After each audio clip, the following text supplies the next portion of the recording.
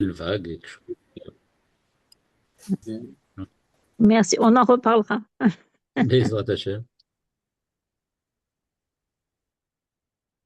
Yofi, Shalom Arav. Shalom Vacha. Désolé pour le petit retard.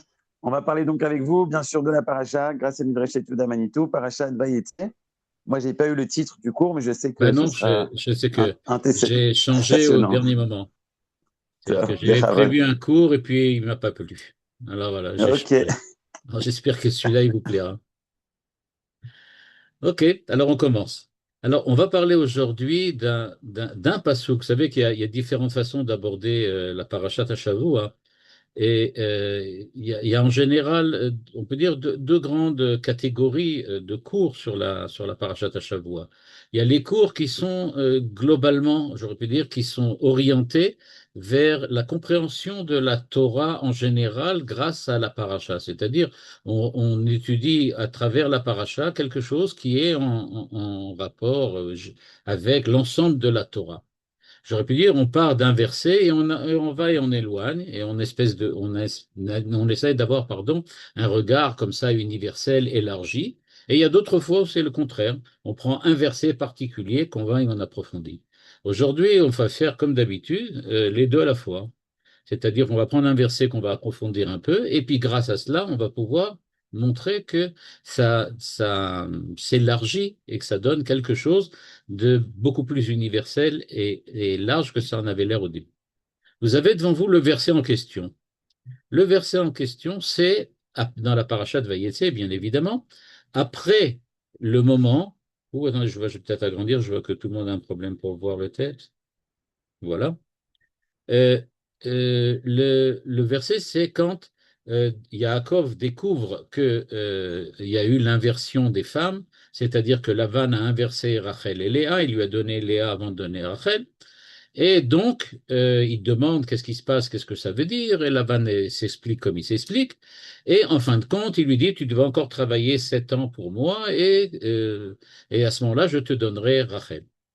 Et donc, il donne Rachel à, à Yaakov, et voilà le verset qui est écrit à la ligne 3. Vaye Av, donc il s'agit de Yaakov. Yaakov a donc aimé, et je rappelle, le Rav Tzvi Yehuda disait toujours, faites attention, quand vous lisez les versets Vaye Av, Gam et Rachel Milea, on parle d'amour, d'amour, comme à Hollywood, hein, c'est de ça dont on parle. C'est-à-dire, c'est l'amour romantique. Donc, Vaye Av, Gam et Rachel Milea. Un verset extrêmement bizarre. Vraiment extrêmement bizarre. Pourquoi? Parce qu'il est écrit, en fait, je traduis littéralement, et il a aimé aussi Rachel, mais plus que Léa. Il a aimé aussi Rachel, mais plus que Léa. Plus que Léa. Alors, on ne sait pas ce que ça veut dire. Vous allez voir, justement, on va parler du Rav Zaks tout à l'heure. Qu'est-ce que ça veut dire? À la fois aussi, mais plus. Pourquoi moi, mais plus? Et donc, Vaya Avodimo, Ot Sheva Shanim Acherot, nous dit le verset, et donc il a travaillé encore 7 ans pour Lavan. Et brusquement, après qu'on ait lu le verset de la ligne 3, le verset 30, dans lequel on a entendu qu'il aimait aussi Rachel, donc sous-entendu qu'il aimait Léa, eh bien, on nous dit, Vayar Hashem kisnua Léa. Mais non, pas du tout. En fait, il détestait Léa. Et donc, dans ces deux versets, il semble avoir une contradiction, comme on dit, miné ou bé, directement d'un verset à l'autre. Le premier verset nous dit qu'il a aussi aimé Rachel, c'est-à-dire qu'il a aimé Rachel et Léa, mais qu'il aimait plus Rachel que Léa. Dans le deuxième verset, on apprend que Dieu nous dit, ah ben non, pas du tout. En fait, il détestait Léa. Snua Léa. Et à cause de cela, ou peut-être grâce à cela, Vaïftach et Rachma, à ce moment-là, elle qui était détestée a commencé à avoir des enfants, alors que Rachel, Akara, alors que Rachel, elle, était absolument stérile. Comme j'ai dit tout à l'heure, on va prendre ce verset et on va voir comment les commentateurs classiques ont essayé de se mesurer à cette, on peut dire ça, incongruité du texte, qui est vraiment bizarre. Gam et Rachel Miléa, c'est a priori contradictoire. Le premier qui va nous mettre sur le chemin, c'est le Rav Hirsch, et lui nous dit, OK, c'est pas possible Le premier verset dit qu'il aimait Léa, le second dit qu'il détestait Léa. Donc, il y a contradiction. Comment on résout ça? Eh bien, on va dire que c'est le premier verset qui a raison. C'est le premier verset. Donc, il aimait Léa. Il l'aimait. Alors, qu'est-ce que ça veut dire, Shnoua Rachel, qu'il détestait Léa? Alors, ça ne veut pas dire qu'il la détestait. Non? Alors, qu'est-ce que ça veut dire? Il dit, en fait, quand on dit qu'il détestait Léa, ça veut dire qu'elle était la moins aimée, elle était la moins aimée des deux. C'est-à-dire, si on devait faire une comparaison entre Léa et Rachel, alors le verset nous a dit comme ça, il a aimé aussi Rachel plus que Léa, et donc Dieu a vu que Léa était détestée, sous-entendu, était la moins aimée des deux. Et donc il lui a donné la possibilité d'avoir des enfants, alors que Rachel non. Donc Shnoua, c'est ce que fait le Rav Hirsch, n'est pas pris au sens propre. Il est pris au sens figuré. Elle était la moins aimée, la mal aimée. Elle était la mal aimée du couple, enfin en plein du couple, du trinôme, là on peut dire, dans lequel il y a Yaakov, Rachel et Léa. C'était la moins aimée des femmes.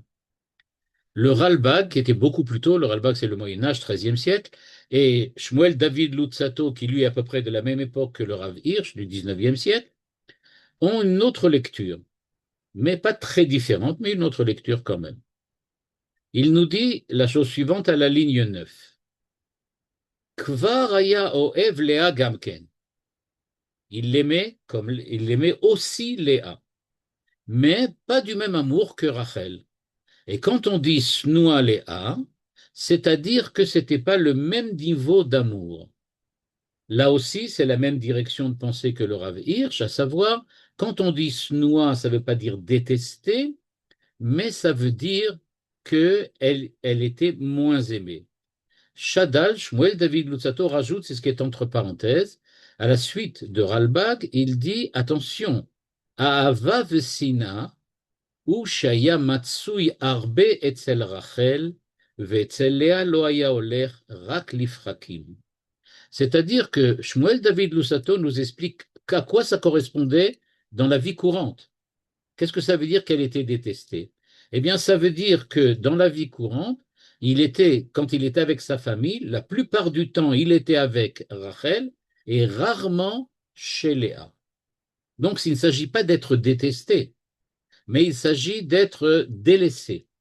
Et c'est ça la lecture que propose Shadal, en fait, dans la même direction de pensée que le Rav Hirsch. À savoir, c'est pas vraiment détesté, mais là on a une description. Qu'est-ce que ça veut dire moins aimé? Ça veut dire que la vie de la famille tournée autour de Rachel et pratiquement pas autour de Léa.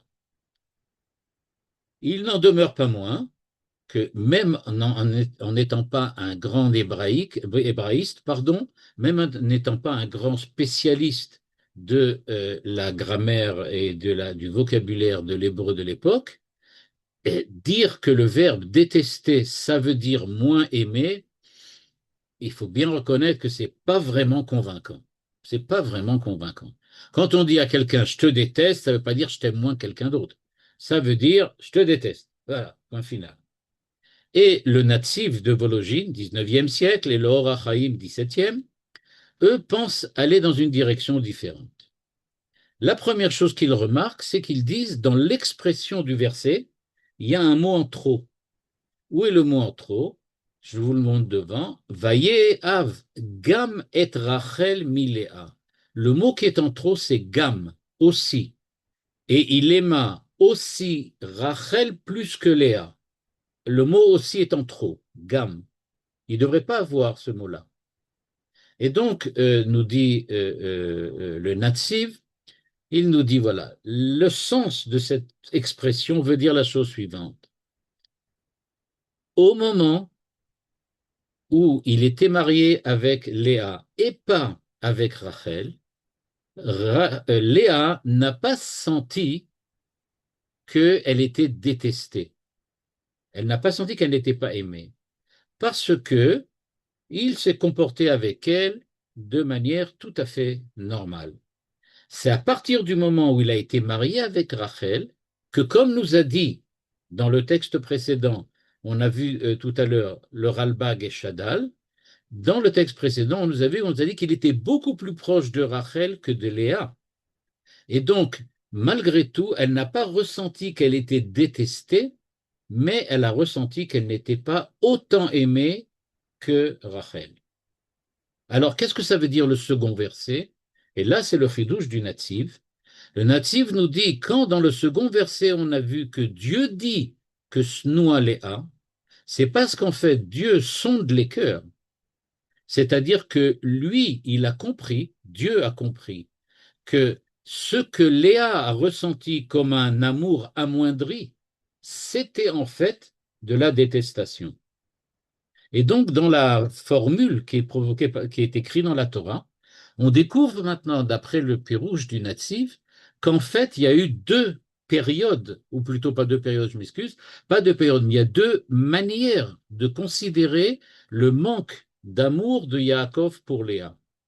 Dans le premier verset, on nous parle de Léa. Qu'est-ce qu'elle ressentait, elle? Elle ressentait qu'elle était mal aimée, qu'elle était moins aimée que Rachel. Le second verset nous dévoile, pas du tout, c'était de la détestation. Il n'aimait pas Léa, tout simplement. Il n'aimait pas. Et pourquoi? Nous dit le natif à la ligne 18, Hu yitbarach ki itna'aguto ima hu mechamat sin'a mamash. C'est-à-dire que le comportement de Yaakov, c'était pas un comportement d'indifférence peut-être par rapport à Léa, mais c'était vraiment un comportement négatif, bien que il se comportait comme il fallait. C'est-à-dire en gros, Yaakov faisait ce qu'il fallait pour montrer à Léa que tout allait bien, mais en fait, Dieu a bien vu que c'était pas ça. Lui qui pouvait sonder le cœur de Yaakov a repéré chez lui en fait de la sin'a. Il détestait Léa. Et donc ce que vous voyez apparaît tout de suite dans la suite du verset. Je vous le remontre encore une fois. Regardez la suite du verset. Vaïftach et rachma verachel akara.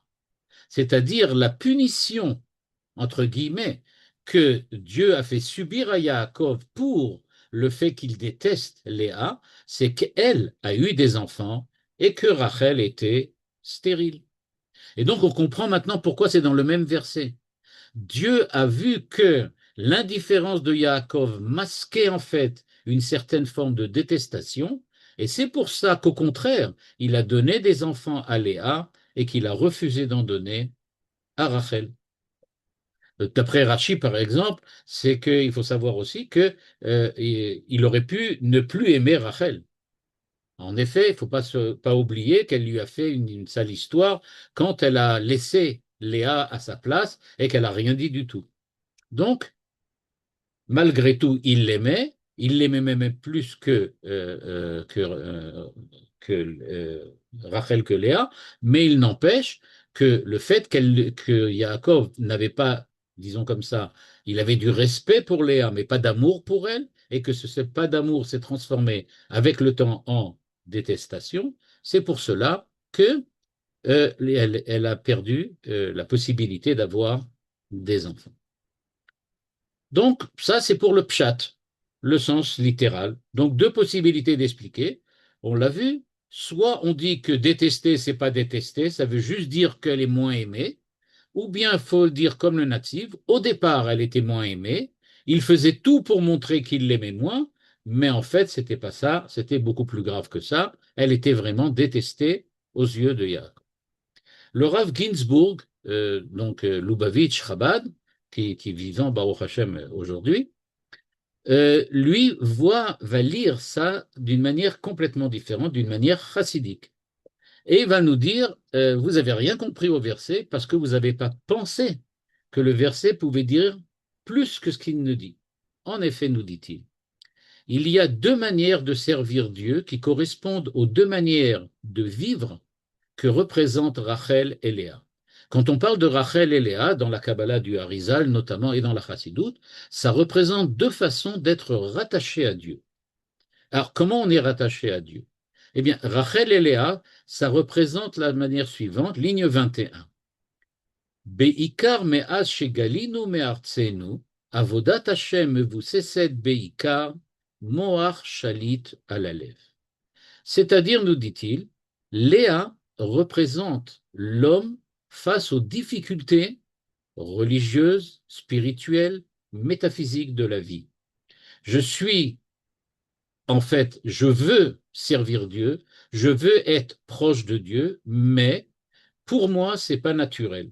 C'est-à-dire que je dois sans arrêt me surmonter, sans arrêt agir de telle façon que je me force à être proche de Dieu. Parce que mon Yetzer Hara, ma Nefesh HaBehemit, tout dépend de quoi on parle exactement, me force, me pousse à aller vers la matérialité, à aller vers le monde et m'éloigner de Dieu de manière naturelle. On appelle ça Léa. Qu'est-ce que c'est Léa? C'est celle, vous l'avez vu maintenant, qui subit une situation extrêmement compliquée dans laquelle elle est soit détestée d'après le natif, soit mal aimée d'après les autres commentateurs, mais dans tous les cas, elle vit une situation extrêmement compliquée et malgré tout, elle continue à faire le rôle que Dieu lui a demandé, et elle fait ce que Dieu lui demande, c'est-à-dire être la femme de Yaakov et l'aider à construire le peuple d'Israël. On va le voir par la suite, la plupart des tribus sont des enfants de Léa. Donc la plupart, on peut dire, du peuple juif, c'est Léa, c'est pas Rachel.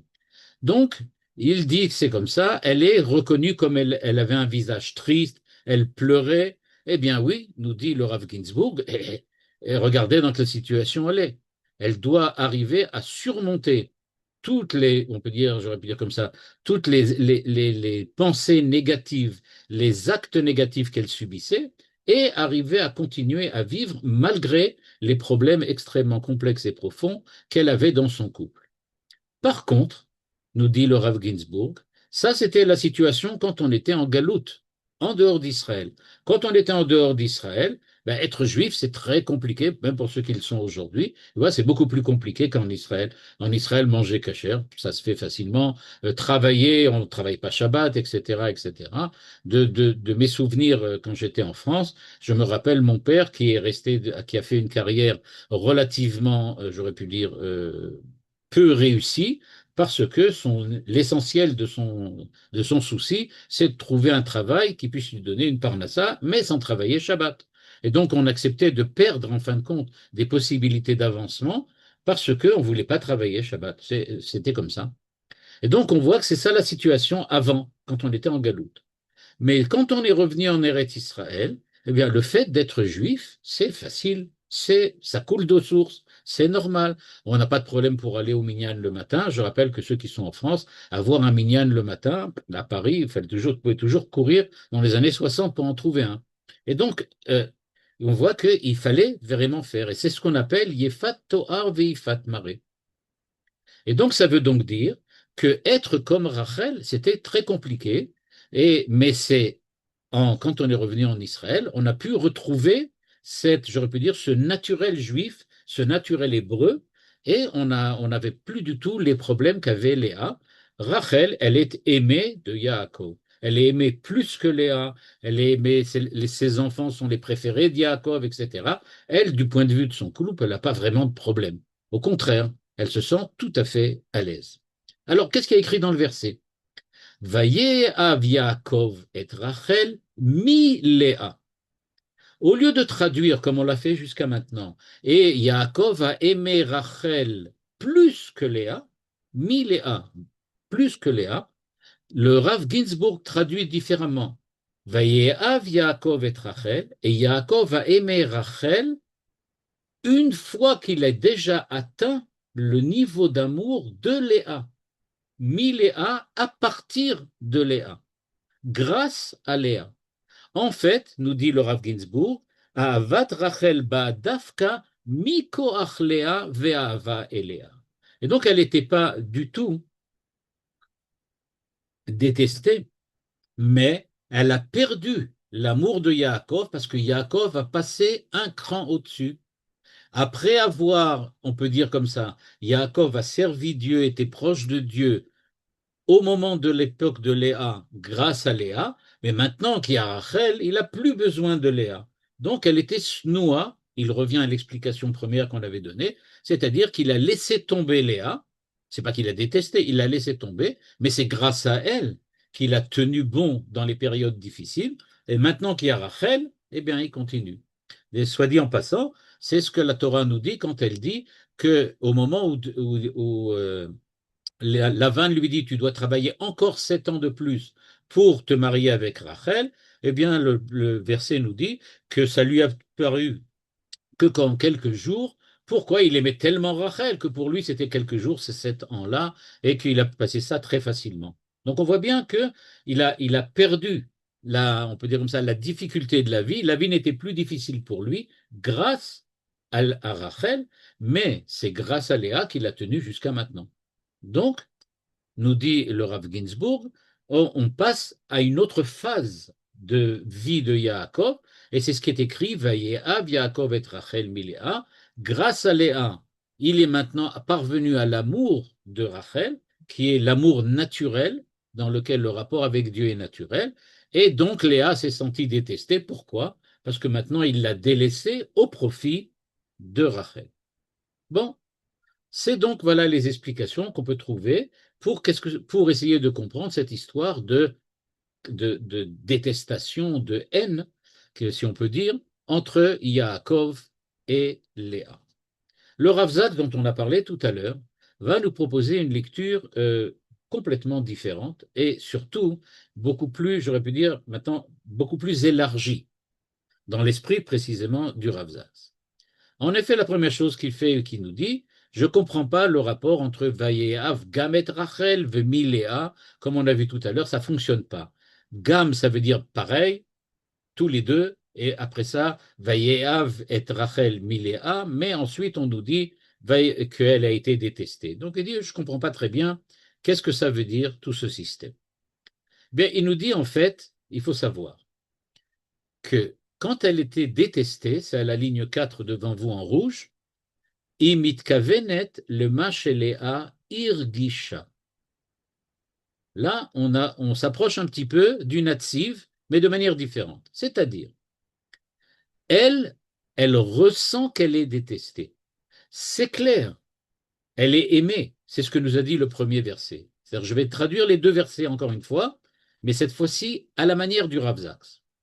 Donc, et il a aimé Rachel comme Miléa un peu plus que Léa. Un peu plus. Il l'aimait un peu plus. Vayar Hashem kisnoa Léa, et donc Dieu a vu que Léa a ressenti cette baisse d'amour comme une forme de haine et de détestation. C'est elle qui le ressentait comme ça. Donc chez le Rav Zaks, il ne s'agit pas de Dieu qui a fait découvrir à Yaakov qu'il détestait Léa. Lui était persuadé qu'il était bien, c'est ce que on nous avait raconté. Lui, il était persuadé qu'il était bien et qu'il l'aimait. En fait, Dieu lui révèle, par le fait que Léa a des enfants et que Rachel n'en a pas, Dieu lui révèle, en fait, tu détestes Léa. Tu dois le savoir, tu détestes. Là, chez le Rav Zaks, il dit non, c'est pas Dieu qui révèle ça à Yaakov. C'est Léa qui ressent l'amour amoindri de Yaakov comme une haine par rapport à elle et comme quelqu'un qui le déteste. Pourquoi? I aïta aouva, aval aouva pachot meachota. Puisqu'elle est moins aimée que Rachel, elle ressent ça comme si on l'a détestée. Et donc, pendant les 7 ans où elle est avec Rachel, elle se rend bien compte tout à fait de ce qui se passe. Elle voit bien, comme nous ont expliqué les autres commentateurs, que Yaakov s'occupe surtout de Rachel et il s'occupe beaucoup moins d'elle.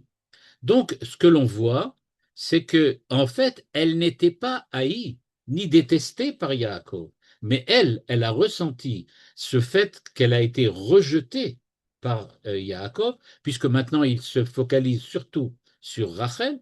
Donc, elle le ressent comme si elle était détestée. Alors maintenant, si vous demandez au Rav Zaks, oui, d'accord, c'est bien, c'est romantique, ça marche mieux dans un film d'Hollywood que le truc précédent, mais quand même, d'où tu le sais? D'où est-ce que tu sais ça? Eh bien, on l'apprend quand on voit le nom des enfants. Quand, si vous regardez bien, vous allez voir que les 3 ou 4 premiers enfants qu'elle va avoir, elle va tous les appeler d'après, on peut dire comme ça, ce qu'elle ressent, d'après la haine qu'elle ressent de la part de Yaakov. Reuven, Re'e Hashem Be'oni ki ata ye'aveni ishi. C'est-à-dire, qu'est-ce qu'elle dit? Elle dit pas qu'il va m'aimer plus. Elle dit, je l'appelle Reuven. Voyez, j'ai un garçon. Pourquoi? Parce que j'espère que Dieu va voir mon malheur et que mon mari va m'aimer. D'après toutes les explications qu'on a vues positives, elle était aimée. Elle était aimée par Yaakov. Pas autant que Rachel, mais elle était aimée. Mais en fait, nous dit le Rav Zaks, regardez bien, elle dit pas qu'elle est moins aimée, elle dit qu'elle n'est pas aimée du tout. Et donc elle dit, j'espère que maintenant mon mari va m'aimer. Jusqu'à présent, il me déteste. Il m'aime pas. Le second, elle l'appelle Shimon. Pourquoi? Shama Hashem kisnoa anochi. Dieu a bien entendu, c'est pour ça que j'ai un deuxième enfant alors que Rachel n'a toujours pas d'enfant, parce que je suis haï. Veitenli gamedze, il m'a donné cet enfant. Là encore une fois, on voit bien qu'elle ressent qu'elle est détestée. Elle ressent qu'elle est détestée, bien qu'Yaakov n'ait rien dit. Et le troisième, elle l'appelle Lévi, qui maintenant, grâce à lui, puisque je lui ai enfanté 3 enfants, j'espère que mon mari va revenir à moi. Yelavé Ishi. Il va m'accompagner, il va être avec moi. C'est-à-dire qu'elle ressentait qu'il n'était pas avec elle. Donc, nous dit le Rav Zaks, regardez bien, elle ressent je suis rejeté, je suis repoussé, je suis détesté. Et donc, de ce point de vue-là, nous dit le Rav Zaks, elle ressent la haine, mais peut-être qu'en fait, ça n'en était pas. Mais c'est en tout cas elle, comme ça qu'elle le ressent. Ce qui nous dit donc ce verset-là, et c'est ce dont on va parler dans la suite, c'est que d'après ce que nous dit le Rav Zaks, l'amour de Rachel crée la haine pour Léa. C'est-à-dire qu'on est dans une situation extrêmement étrange, dans laquelle celui qui aime ne sait pas, mais il crée de la haine chez l'autre. Pour elle, il la déteste, il la haït. C'est ça ce que ça a créé, l'amour qu'il a pour Rachel. Évidemment, à part ça, elle aura le 4e enfant et ensuite tout ira bien. Maintenant, quand on regarde, Yaakov est le premier des romantiques, des grands romantiques, j'aurais pu dire ça en rigolant, des grands romantiques du Sefer Bereshit. Parce que Avraham et Sarah, on n'en sait rien, on les découvre la première fois, nous dit le Rav Zaks, ils sont déjà mariés. Bon, alors on ne sait pas vraiment de l'amour romantique, qu'est-ce qui s'est passé avant. Yitzhak et Rivka, bon, c'est pas le grand romantisme du tout, hein, parce que on va chercher un chidour pour Yitzhak loin, on lui ramène une inconnue complètement, et on nous dit qu'il l'a aimé. Il a aimé cette femme, mais on ne lui a pas dit du tout qu'est-ce qui s'est passé. Et donc, on pourrait croire que on n'a pas besoin du romantisme, mais grâce à Yaakov, on découvre que c'est non. Yaakov aime. Et on nous dit, il aime celle-là, il aime celle-là, il aime les deux, il aime une, etc., etc. Il n'empêche, nous dit le Rav Zaks, que, en fait, celui qui n'est pas aimé, par exemple ici Léa, et qui ressent donc qu'elle a été repoussée, eh bien, en fait, il y a quelque chose qui ne fonctionne pas. Ça veut dire que l'amour, le sentiment d'amour que Yaakov a pour Rachel crée une injustice patente chez Léa. Elle ressent qu'elle est rejetée, qu'elle est détestée. Et donc, on ne peut pas prendre l'amour comme quelque chose de positif dès le départ. Il va falloir vérifier. Est-ce que cet amour, c'est pas en fait le problème, par exemple, comme archétype de ce qui se passe avec Israël et les nations? Quand Dieu dit j'aime l'humanité, parce que c'est clair qu'il aime l'humanité, il a créé l'humanité, il aime l'homme et l'humanité, mais il aime Israël, un peu à la manière dont Yaakov préfère Israël aux nations, Rachel à Léa. la question qui se pose, est-ce que les nations ne ressentent-elles pas, elles, qu'elles sont détestées et qu'elles sont repoussées? Alors on peut dire que ce n'est pas objectif. Ouais. Qui a dit que c'était objectif? On n'en est pas là.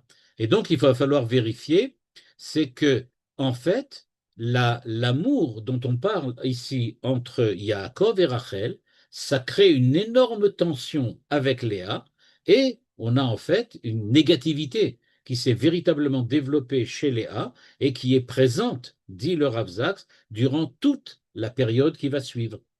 Peut-être Peut-être, on peut pas le rejeter absolument. Peut-être que c'est ce qui se passe entre les frères de Yosef et Yosef. Pourquoi cette jalousie entre les frères de Yosef et Yosef? Eh bien, peut-être justement parce qu'il y a un contentieux, déjà, on peut dire un long contentieux, entre les enfants de Léa et les enfants de Rachel. C'est-à-dire que eux, ils portent le conflit qu'il y avait entre Léa et Rachel à la génération d'après, à la seconde génération. Nous dit le Rav Zaks, si vous regardez bien, vous pouvez même remarquer que l'amour est véritablement au centre de la Torah. On sait bien dans Kriyat Shema, Ve'afta et Hashem Elohecha. On connaît Baruch Ata Hashem, Bocher Ba'amo Israël, Be'ahava, le Shirachirim, etc. Tout ça, ça montre bien qu'il y a une place extrêmement importante pour le sentiment d'amour entre Dieu et Israël, Israël et Dieu, etc. Et donc, il faut véritablement qu'il y ait de l'amour. Mais, nous dit le Rav Zaks, on apprend de cet épisode-là qu'il y a la justice qui doit s'en mêler aussi. C'est-à-dire que Dieu vient, intervient et dit, puisque toi, dans ton amour pour dans ton amour pour Rachel, tu as provoqué de la haine pour Léa, tu vas devoir maintenant avoir une épreuve très compliquée, c'est que les enfants seront les enfants de Léa et pas les enfants de Rachel. Et donc on voit bien que Dieu demande justice. La réponse de Dieu au fait que Léa est détestée, c'est que Dieu vient et dit, il faut faire la justice. On ne va pas laisser passer la situation comme ça. C'est le fait d'aimer, c'est très bien, mais c'est pas suffisant. Et donc, s'il n'y a pas de justice, nous dit le Rav Zaks, eh ben, l'amour non plus ne peut pas fonctionner. Et il termine en citant pas un grand penseur juif, parce qu'il s'agit des Beatles, donc il s'agit de Paul McCartney. Et donc, il va citer les Beatles. Et il nous dit que dans les années 60, c'est à la ligne 10, les Beatles disaient All you need is love. Et le Rav Zaks de dire, ben, à levaille, que all you need is love. Mais d'abord, il faut la justice. C'est-à-dire que ceux qui ressentent qu'ils sont détestés, qu'ils sont repoussés, eux aussi, dit-il à la ligne 11, Gam em bene Adam, Gam em yesh laem regashot, em asuyim betzelem Elokim. Et c'est pas parce que on aime les autres plus qu'eux qu'ils doivent être piétinés. On doit au contraire, j'aurais pu dire, essayer pas de les consoler, mais d'en tenir compte parce que il y a un élément de justice qu'il faut savoir respecter. Ça, c'est ce que nous dit le texte du Rav Zaks, et c'est ce que, en fait, on apprend de ce passage d'après lui. J'en arrive maintenant donc à l'idée, j'aurais pu dire, plutôt universelle. On voit bien que le Rav Zaks a terminé, a terminé sur le fait qu'on ne peut pas se contenter de l'amour, mais qu'il faut aussi laisser une place à la justice. En fait, ce qui est important, c'est que la Torah ait choisi de nous dire cette idée du Rav Zaks, à savoir que l'amour se focalise seulement sur le sentiment, met en danger, on peut dire le foyer même de Yaakov, puisqu'il fait ça sans tenir compte de la justice qui revient à Léa, mais qu'elle le fait d'une manière extrêmement spéciale. Elle le fait parce que le Rav Zaks s'appelle, dans son cours, une syntaxe brisée. C'est-à-dire, la Torah utilise une manière de parler qui est incongrue. Elle dit Gam et Léa mi Rachel. Et il aimait aussi bien Rachel que Léa, mais plus que Léa. Aussi bien, mais plus. C'est-à-dire quelque chose de contradictoire. C'est-à-dire qu'en fait, les deux opérateurs linguistiques, comme on dit aujourd'hui en structural, pardon, en linguistique structurale, les deux opérateurs linguistiques, en fait, ne peuvent pas être ensemble dans la même phrase. On ne peut pas dire comme, mais plus. C'est pas possible, ça ne marche pas ensemble. Mais c'est ça ce que la Torah a choisi. La Torah a choisi précisément de s'exprimer d'une manière inadéquate. Inadéquate. Pourquoi?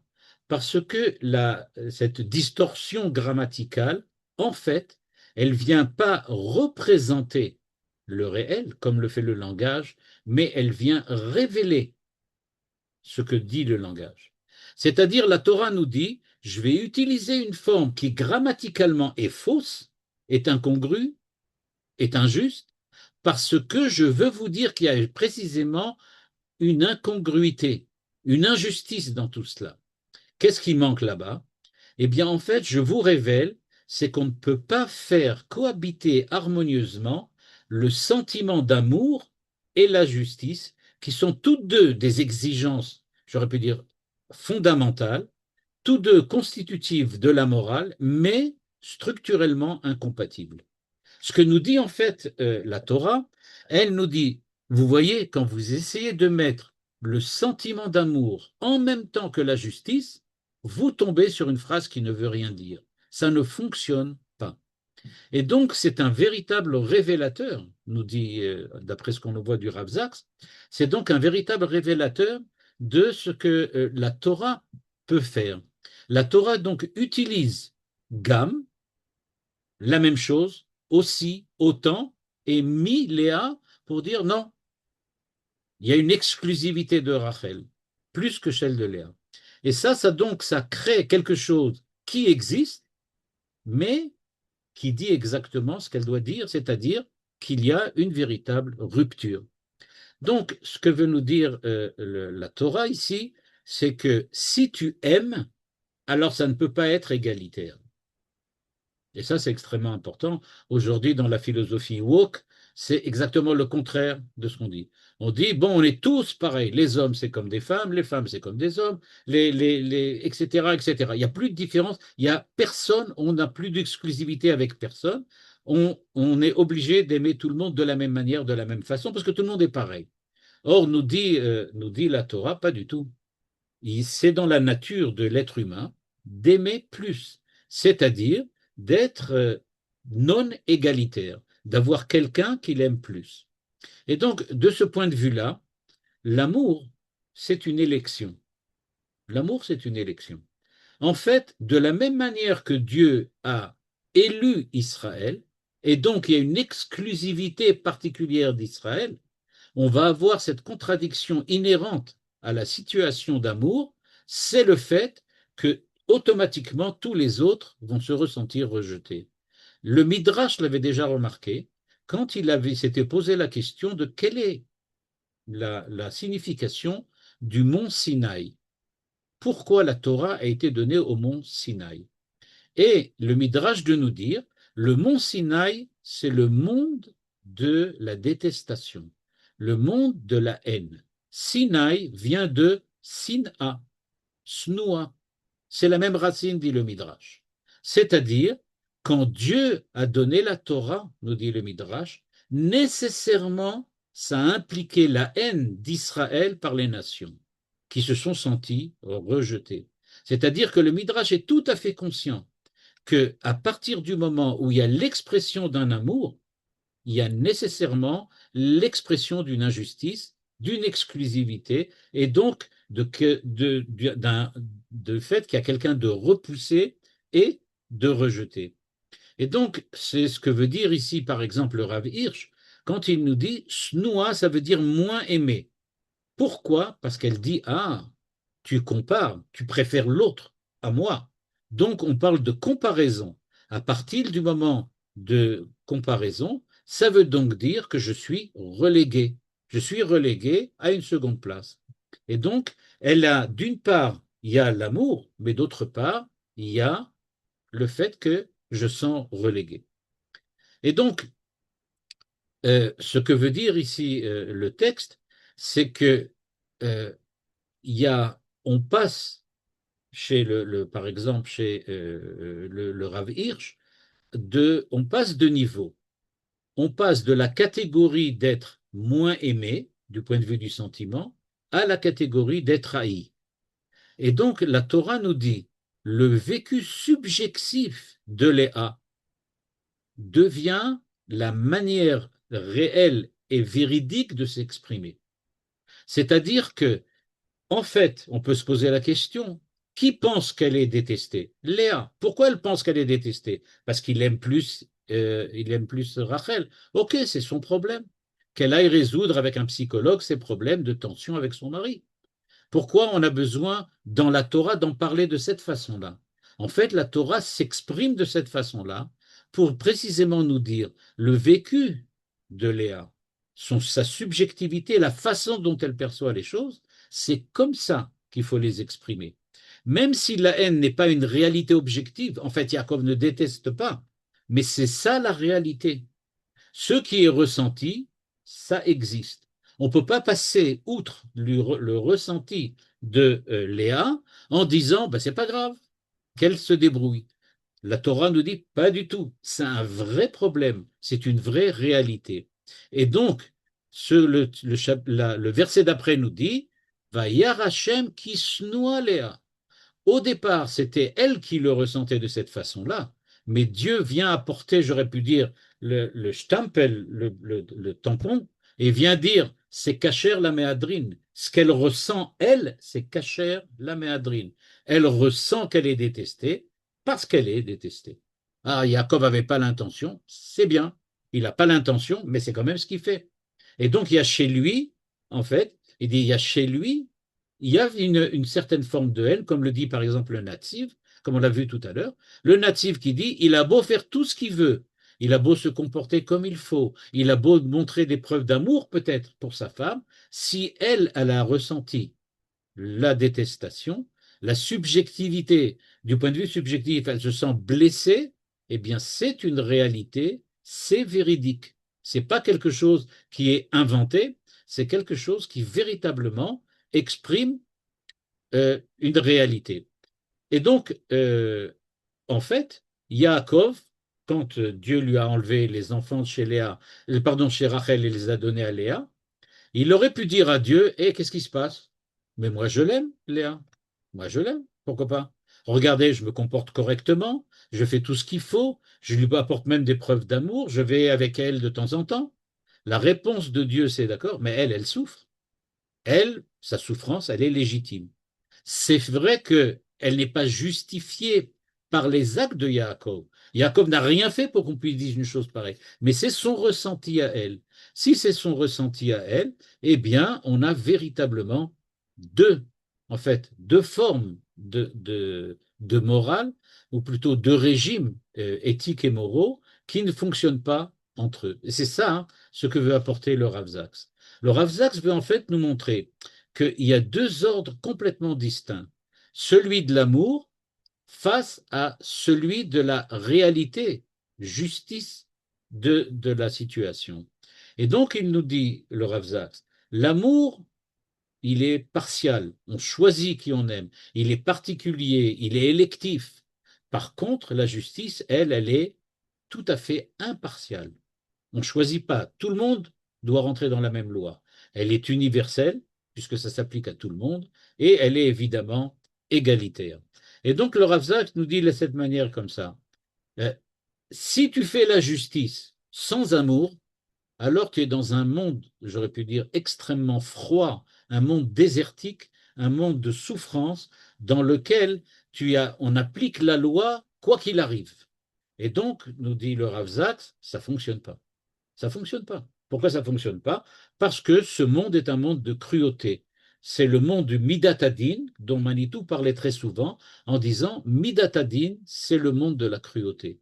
Parce que tu ne tiens pas compte véritablement de l'amour, c'est-à-dire des sentiments qui habitent les personnes concernées.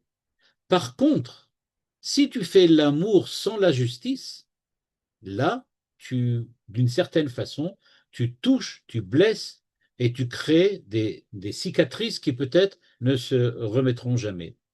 Et la manière dont la Torah le fait, et c'est ça peut-être l'exclusivité de ce verset, et peut-être l'expression de sa vraie profondeur, c'est que la Torah nous dit dans le même verset les deux à la fois. Elle nous dit il y avait à la fois l'amour sélectif de Yaakov pour Rachel, mais qu'en dehors de ça, il aimait Léa autant que Rachel. C'est-à-dire qu'il y avait l'égalité, la loi, il considérait qu'il devait faire exactement avec Léa ce qu'il faisait avec Rachel, mais il n'empêche qu'il y avait l'autre aussi.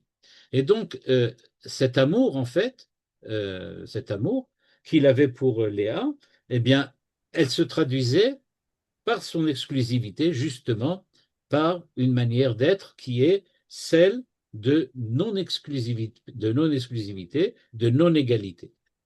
Pardon, d'égalité, de non-exclusivité. Alors maintenant, comment on peut voir ça? Il me semble que ce que dit le Rav Ginsburg peut nous amener peut-être sur une voie qui serait intéressante. L'amour de Rachel, l'exclusivité, vient de Léa. Qu'est-ce que ça veut dire? Ça veut dire que en fait, il faut passer par Léa pour en arriver à Rachel. La Torah ne nous dit pas que Léa a été, je veux dire, consolée par ce qui s'est passé, parce qu'on voit qu'elle a donné des noms à ses enfants qui montrent toute sa souffrance. Mais qu'est-ce que ça montre?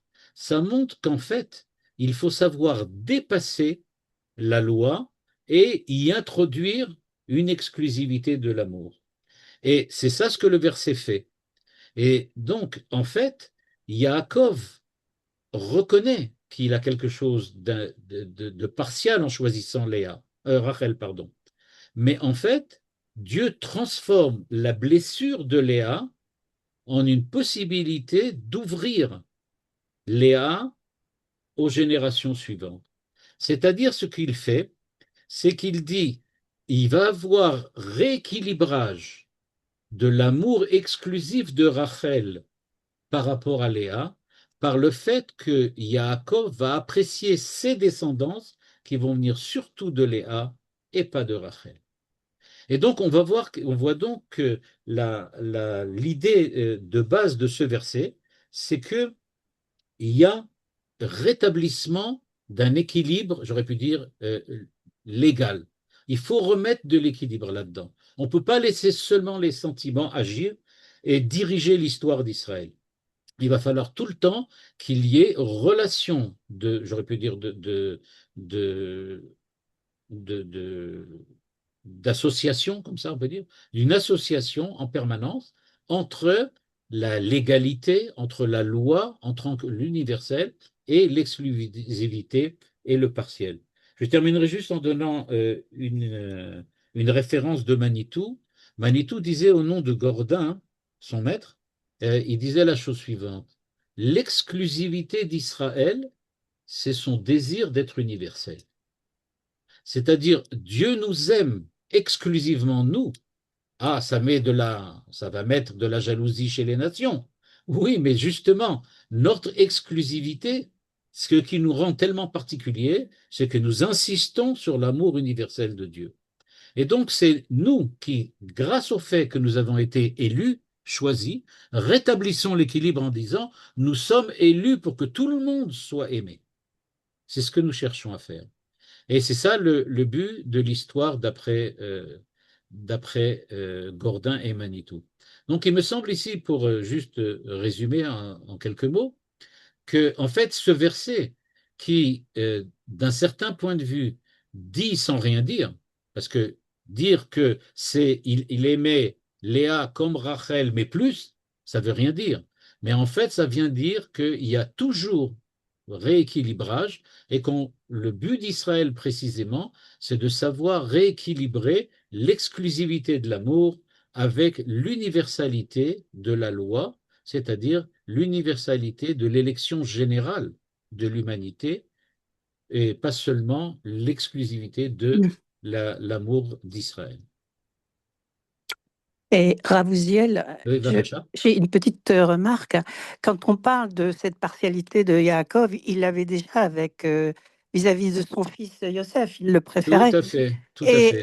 Et comment peut-on parler de cette notion de Tiferet chez Yaakov, qui est bon, qui est une harmonie, un équilibre, puisqu'il il répète à peu près ce qu'il a fait par rapport à ces deux femmes, quoi. Je comprends pas trop aussi. Eh ben, ce qui s'est passé, c'est que c'est au niveau de l'interprétation de chacun que ça a dérapé. C'est-à-dire, Yaakov aimait aussi bien Réhouven que Shimon, Lévi, Yosef ou Binyamin. Chez lui, il n'y avait pas de différence.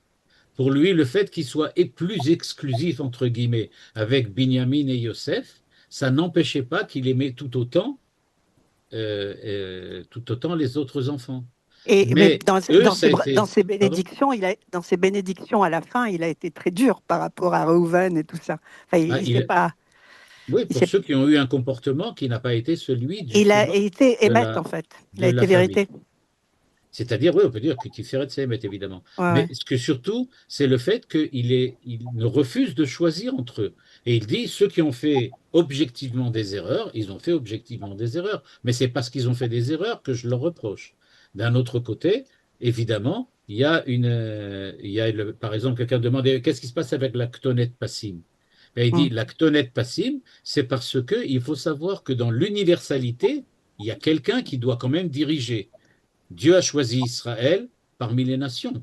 Et donc moi, je vais choisir Binyamin et Yosef, je vais les choisir par rapport aux autres. Mais ça ne veut pas dire que universellement, il n'y ait pas justice. Il doit y avoir justice malgré tout.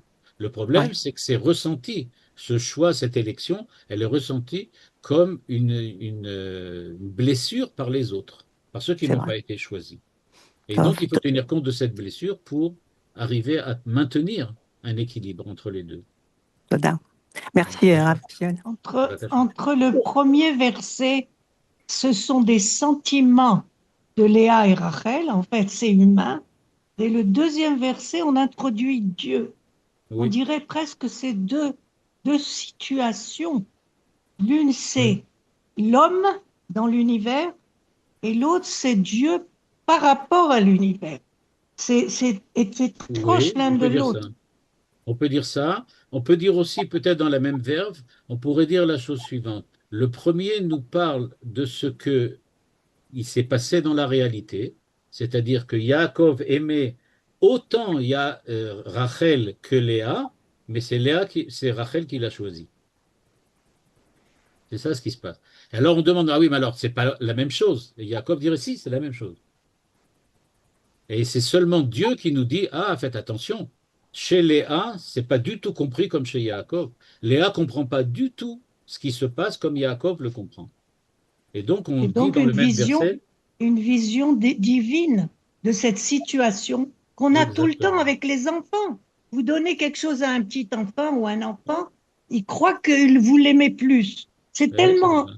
En plus de ça, Dieu regarde d'en haut quelque chose qui se passe en expliquant de sa façon de voir. Oui, oui. Je crois que Ben, c'est ces deux c'est versets. connu sociologiquement parlant, c'est connu que dans les familles juives notamment, c'est très connu que les enfants sont jaloux les uns des autres. Qui est-ce que maman aime plus? Mais objectivement, la mère, si on lui demande, elle Elle dit, mais aime tout le moi, je monde. fais aucune différence. Je fais absolument aucune différence. Mais Non, il il y a des n'empêche qu'il y a des différences, frères qui mais pas sont, par le même, pas par le oui, c'est même pas par canal. l'amour, d'une autre Ça manière. s'appelle pas l'amour, ça s'appelle chacun aime d'une autre façon et aimer. Par exemple, par exemple. Et en tout cas, ce qui se passe, c'est donc que les deux frères sont jaloux les uns des autres, bien que au niveau de la mère, il n'y a absolument rien. Mais c'est comme ça que c'est ressenti. Au niveau du ressenti des enfants, il y a une injustice. Pourquoi il Mais aime on les plus aime mon frère jamais, que moi? les aime jamais de la même façon, nos enfants. Moi, j'en ai, c'est pas du tout Voilà, on n'est pas les la même seuls. façon qu'on aime celui-là et celui-là. Donc l'amour, C'est c'est pas. une vague définition. C'est vrai qu'on peut définir peut-être l'amour de manière différente, mais si, de la manière dont on le définit, ou bien on aime On va dire l'amour, c'est la manière combien je suis prêt à me sacrifier pour lui. Alors je dis pour le premier, je suis prêt à me sacrifier, pour les autres, pas Non, du tout. non, c'est pas Non, je ça. donne un exemple. Je C'est donne un pas exemple. ça. C'est juste un exemple. Alors je dis, supposons que ça soit ça, mais alors nécessairement c'est ressenti par l'autre autrement. Et donc lui, il va dire, mais en fait, il m'aime plus ou il m'aime moins, mais la définition de l'amour ne change rien là-dedans. Le fait est que l'amour est exprimé comme il est exprimé, et il y a toujours un qui se considère comme victime. D'ailleurs, par Ça a rapport à la commencé notion avec de Caïn Dieu, et Je Adam. peux poser. Allô? Pardon, là, j'ai pas Oui, entendu. Il y a plusieurs je voix là. peux. Oui, Oui, je peux poser une question. oui, oui, Vakasha. Moi, ce qui me choque dans toute cette histoire, Oui, oui. c'est que finalement, bien sûr, vous avez parlé d'équilibre, mais quand même, le peuple d'Israël a été bâti sur la détestation de Léa. Elle était détestée et c'est elle qui a eu le mérite de tous les enfants, pratiquement tout le peuple d'Israël Oui, vient oui. Bien de de Léa. Léa. D'accord. Donc, et c'est fondé sur la haine, sur, Mais sur non. Oui, ce ressenti de Il c'est a, haine. il fondé s'est sur pas. le Elle a déséquilibre. ressenti, C'est la elle a Le manière de ressenti. déséquilibre. rééquilibrer le déséquilibre. Oui, mais Exactement. moi, je C'est vois la pas qu'il manière y a de un équilibre. rééquilibrer. C'est pas, je vois pas ça comme un équilibre. Bah oui, c'est que maintenant on voit que Alors, pour Le peuple équilibrer, parce qu'elle d'Israël a qui été est élu vient de détestée, Léa. parce qu'elle a été détestée, on lui a donné. Je trouve ça On ne lui a pas injuste. donné ça parce qu'elle est détestée, mais parce qu'elle ressent qu'elle est détestée. Oui, elle est. Alors on prend en compte ce sentiment de détestation pour la renforcer, on peut dire d'une certaine façon. Mais c'est pour remettre de l'équilibre, parce qu'en fait, elle n'est pas détestée. C'est elle qui le ressent, mais, nous dit le verset, vous devez prendre en compte ce sentiment-là. Si elle le Ce ressent, sentiment a une valeur. mais Elle est une si elle le réalité. ressent, c'est que ça veut dire on peut pas euh, ne pas considérer ça, ce qu'elle ressent, c'est vrai. Oui, c'est ce qu'il Non. dit, exactement. C'est ce que Vrai. dit le Rav Zak. Non Mais seulement c'est vrai, mais c'est la vérité. la C'est vérité, vraiment ça la la vérité. vérité, La vérité, c'est qu'elle est détestée. Alors Mm. donc, mais il n'y a personne qui veut la détester, mais c'est la réalité. Si c'est la réalité, donc, il va falloir rééquilibrer. On peut et dire c'est que comme c'est, d'un autre côté, imaginez dans l'autre sens. Rachel va aller voir le bon Dieu, quand elle est venue, une fois qu'elle est morte là-bas à Bethléem, elle va aller voir le bon Dieu, elle lui dit, mais qu'est-ce que tu as fait? Qu'est-ce que tu as fait là? Comment ça se fait que tous les enfants sont chez Léa? C'est injuste. Et à ce moment-là, Dieu va lui dire, bah, attention, toi, tu regardes l'injustice chez toi, mais chez elle aussi, il y avait de l'injustice. Donc, il va falloir rétablir. une dernière question, Rav Uziel, puisqu'on parle de l'exclusivité d'Israël, enfin Dieu aime Israël, Oui, et qui amène à cet amour universel. Mais alors, qu'est-ce qu'on fait de Hirat Hashem par rapport aux nations? c'est-à-dire, Ben, on a donc les deux notions, Ahavat Hashem et Hirat Hashem. Donc, est-ce qu'on peut retrouver ça sur un plan au niveau de la universel? Hirat Hashem, non. Oui, Le niveau non, d'Hirat Hashem, c'est un niveau de respect, c'est-à-dire quelque chose qui est, au contraire, une séparation, un éloignement.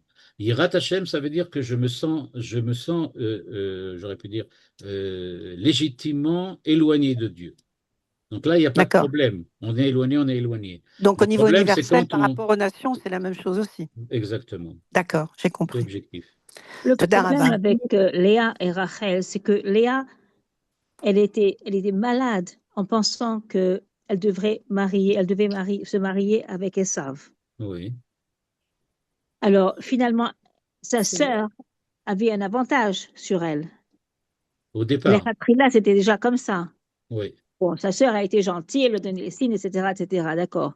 Mais elle en était malade. Et finalement, elle avait ce problème qu'elle acceptait, même si Yaakov l'aimait, pour elle, elle était une citoyenne de deuxième classe, une femme de deuxième C'est ce classe. qu'elle ressentait, c'est ce qu'elle C'est ressentait. ce qu'elle C'est pas ressentait. objectif. C'est pas objectif. Pourquoi? Là, je rentre pas dans la Kabbalah et dans la Kabbalah et dans la Chassidoute. On insiste beaucoup sur le fait que, d'après le Harizal, Léa est au-dessus de Rachel. Elle Elle est était. à un niveau plus élevé que Rachel, Ah, mais un niveau qui n'est pas compatible avec, j'aurais pu dire, avec la vie et le développement existentiel d'Israël dans l'histoire. Elle représente un certain idéal qu'on ne peut pas réaliser, et ce n'est réalisé que par Rachel. Rachel arrive à réaliser et pas Léa. Elle est un peu comme quelqu'un qui est tellement parfait qu'on peut pas y arriver à faire ce qu'elle fait. Alors donc, c'est pas aussi simple. Et le fait qu'elle soit a priori avec Esav, c'est justement parce qu'elle est capable de ramener Esav dans le bon chemin, alors que Rachel en est absolument incapable. Rachel, elle a besoin de l'amour de son mari. Elle n'est pas capable de supporter un mari qui serait comme Yaakov par rapport à Léa, c'est-à-dire qui détesterait ou qui donnerait l'impression qu'il déteste. Elle n'est pas capable de vivre un amour comme ça. Elle a besoin d'un amour romantique, dans lequel elle ressent l'amour de son mari. Alors que Léa a cette force exceptionnelle de pouvoir être à contre-courant de ce qui se passe dans la réalité. Et donc, elle sait qu'elle est, à son avis, détestée, mais elle On continue. n'entend pas. Pardon? J'ai pas entendu. Ouais. Mais elle Toda avait quand Rabba, même, Ravouziel. elle est rentrée dans ce mariage avec un bagage. Elle avait ce bagage psychologique. Elle avait Ouais, peur. ouais. Ben, évidemment, évidemment. Oui, ça c'est sûr. Ça c'est sûr. Shabbat shalom, toda rabba. Shabbat shalom, kol tov. Shabbat shalom. Merci beaucoup. תודה רב. Toda. Shalom. Toda Rabba.